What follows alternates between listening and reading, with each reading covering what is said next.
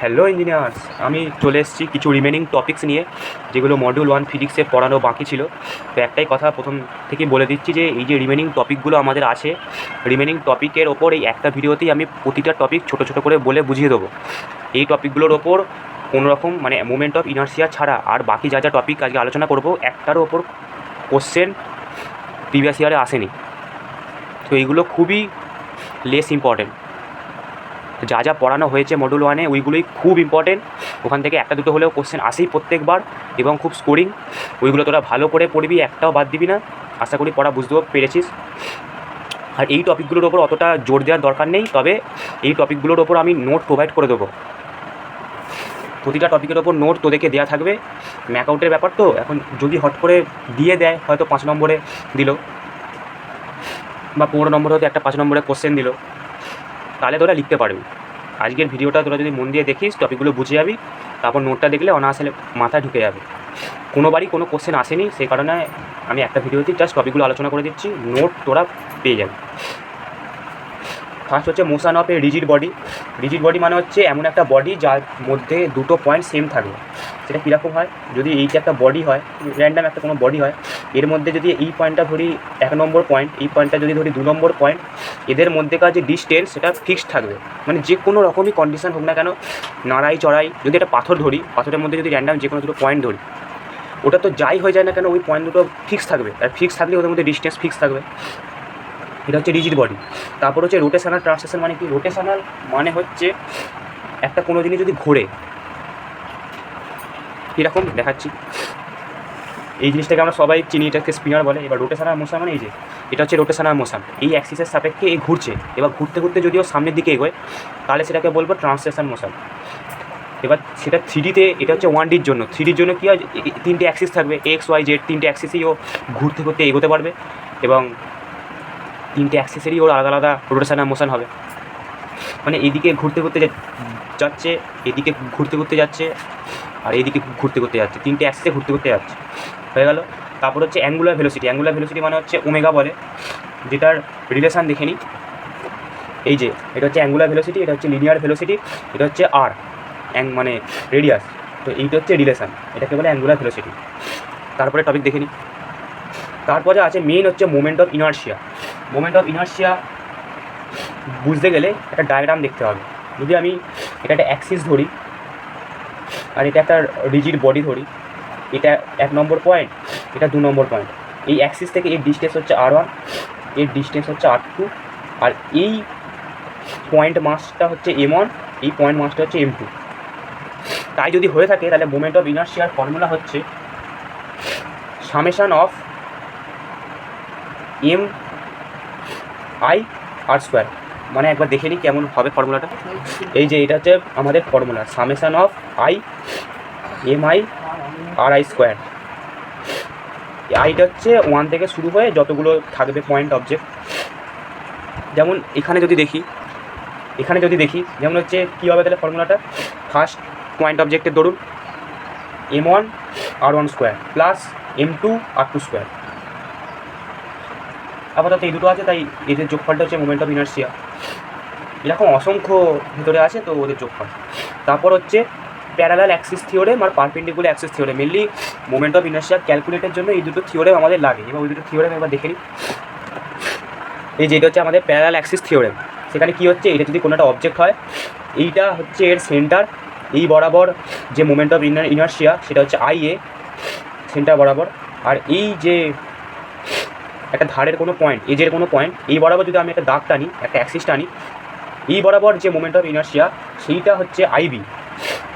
এবার এটাতে প্যারালাল, তাই প্যারালাল অ্যাক্সিস থিওরেম নাম হয়েছে। কী করে বার করবো, এই পয়েন্টে IB = এই সেন্টারের মোমেন্ট অফ ইনার্শিয়া, সেন্টারের সাপেক্ষে IA প্লাস MH²। এখানে H লেখা আছে, মেনলি এটা R লেখা থাকে, মানে এই যে রেডিয়াসটা বেসিক্যালি H বলতে চাইছে, MH²।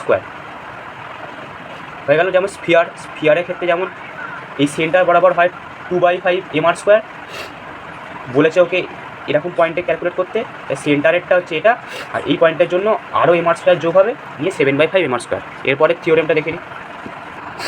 এটা হচ্ছে আমাদের পারপেন্ডিকুলার অ্যাক্সিস থিওরেম। সেটা মানে কি বলতে চাইছে, সেটা হচ্ছে এটা বেসিক্যালি অ্যাপ্লিকেবল থিন ল্যামিনার, এখন থিন কিছু জন্য।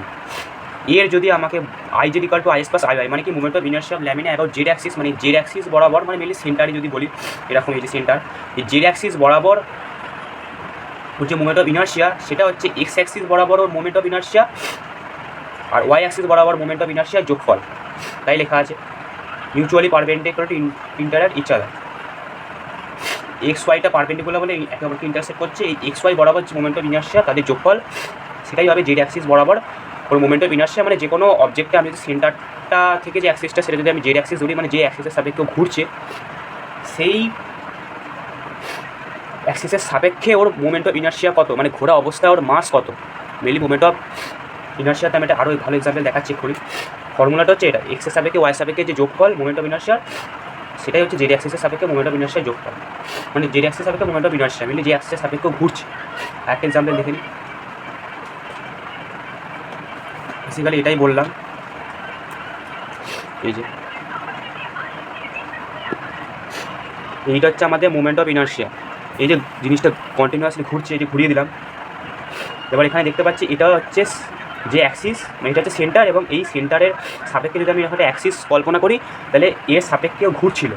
এবার এই পয়েন্ট থেকে এর যে দূরত্ব এবং এর যে দূরত্ব এটা হচ্ছে ফিক্স।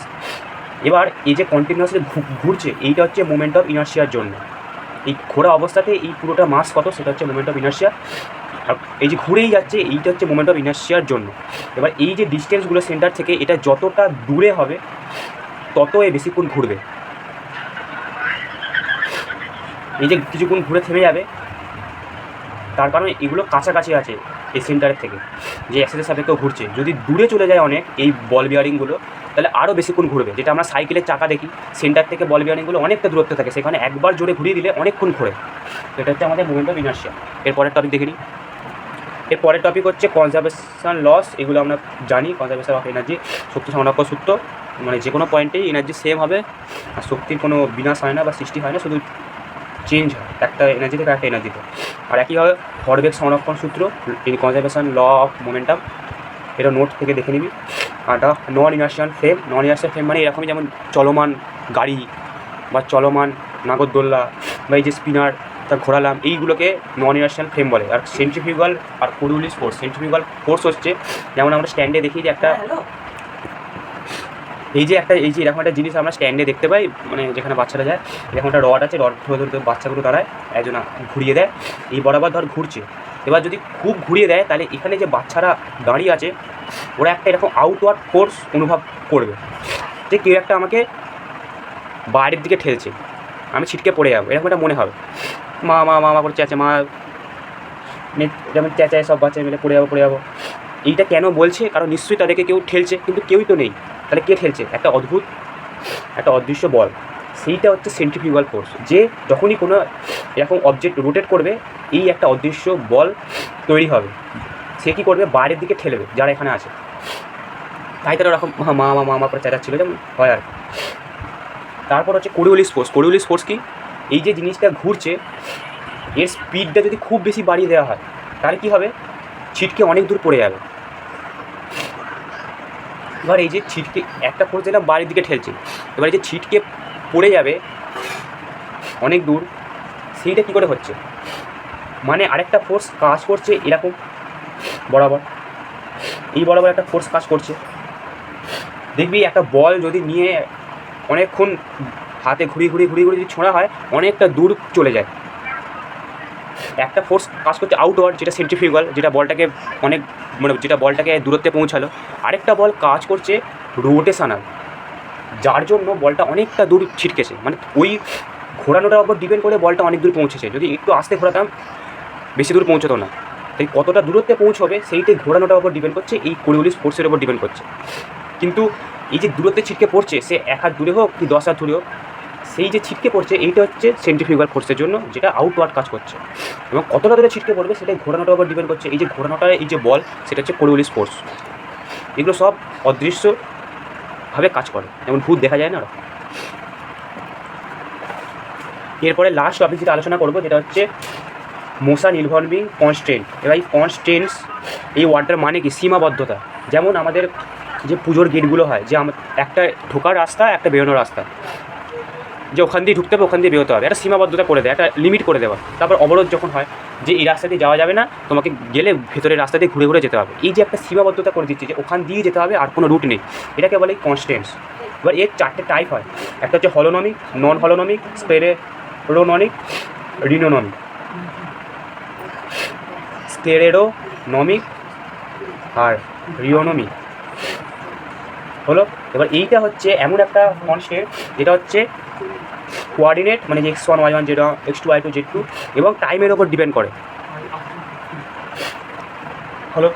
তারপর হচ্ছে নন হলোনমিক। নন হলোনমিক মানে হচ্ছে শুধু কোঅর্ডিনেটের ওপর ডিপেন্ড করে। নন হলোনমিক মানে মেনলি যেমন একটা কন্টেনারের ভেতরে গ্যাস আছে, এবার গ্যাসের একটা মলিকুল কিছুক্ষণ এখানে কিছুক্ষণ ওখানে, ওর তো কোনো নির্দিষ্ট পজিশন নেই। তারপরে চাকা ঘুরছে, সাইকেলের চাকা কিছুক্ষণ আগে সর্ষে পাড়ায়, মানে কোনো একটা জায়গায়, কিছুক্ষণ আগে কিছুক্ষণ পর ওই জায়গায়, ওর তো কোনো নির্দিষ্ট পজিশন নেই। এইগুলো হচ্ছে নন হলোনমিক। তারপর হচ্ছে স্টেরেওনমিক, যেটা হচ্ছে আমাদের টাইম ইন্ডিপেন্ডেন্ট, টাইমের ওপর ডিপেন্ড করে না। তারপর হচ্ছে যেটা হচ্ছে উদাহরণ যদি বলি তাহলে এই বিট মুভিং অন ফিস্টওয়্যার, মানে যে পুঁতির মালাগুলো হয় না, ওর তো কোনো টাইমের ওপর ডিপেন্ড করে না, ও শুধু এই পুঁতি থেকে এই পুঁতি অবধি যেতে পারবে, পজিশনের ওপর ডিপেন্ড করে।